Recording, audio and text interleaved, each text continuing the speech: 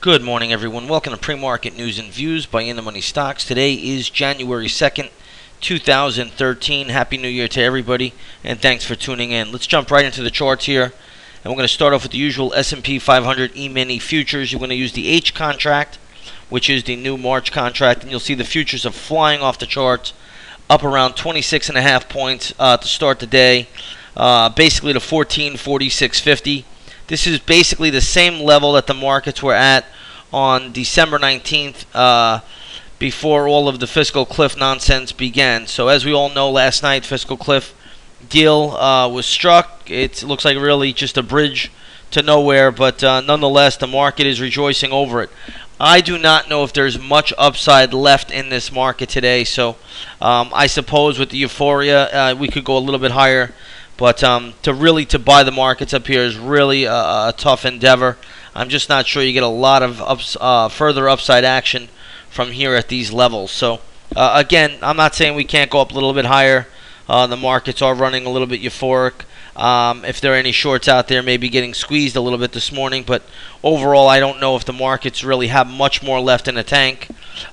Is it a great fade? Normally, I would say yes, but today, being the first day of trading day of 2013, I'm not sure it's going to be, so you got to be a little bit careful there. But every trade right now is a market trade. It really doesn't matter what you're looking at. If you're looking at stocks like Apple, they're catching a big bid today, closed at 532 on Monday, and you can see today that the stock's up to 547. Just about everything is higher. You can see NASDAQ futures are trading just like the E-mini futures. They're really flying off the charts, up 55 points at the moment to 2710 a contract. So again, everything is taking off to the upside, but I really don't know if there's much upside left in this market going forward. Now Europe is flying today. That's up really 2% across the board, or even a little bit more than that. Asia had a big night as well. The Hang Seng was the big winner there.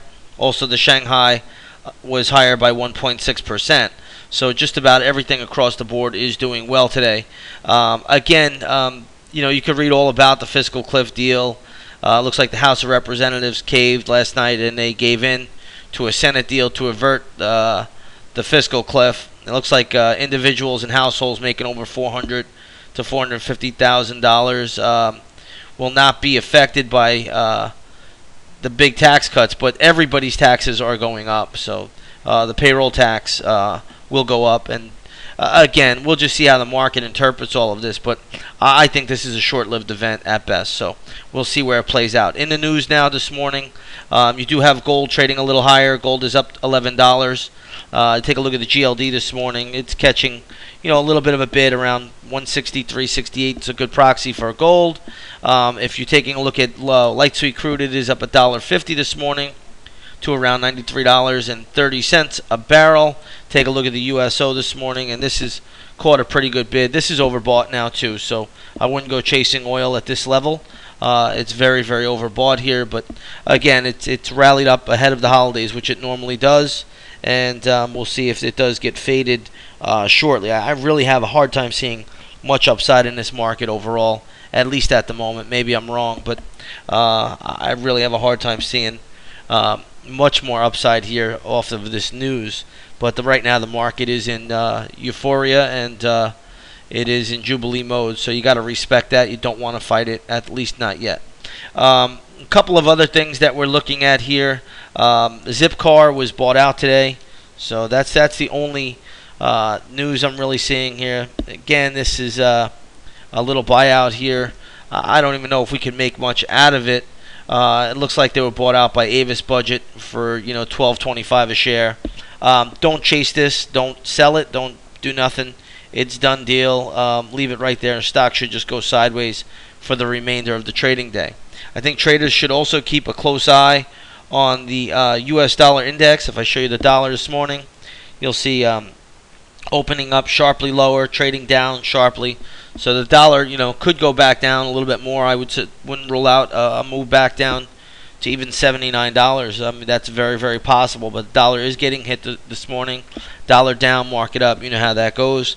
Nothing's really changed there. All of the big stocks seem to be moving. I'm looking at my scrolling ticker on my other screen, and Apple is up. Facebook is even up, so you're getting Ford Motors, just about everything across the board. So there's really no sense going over any one specific stock.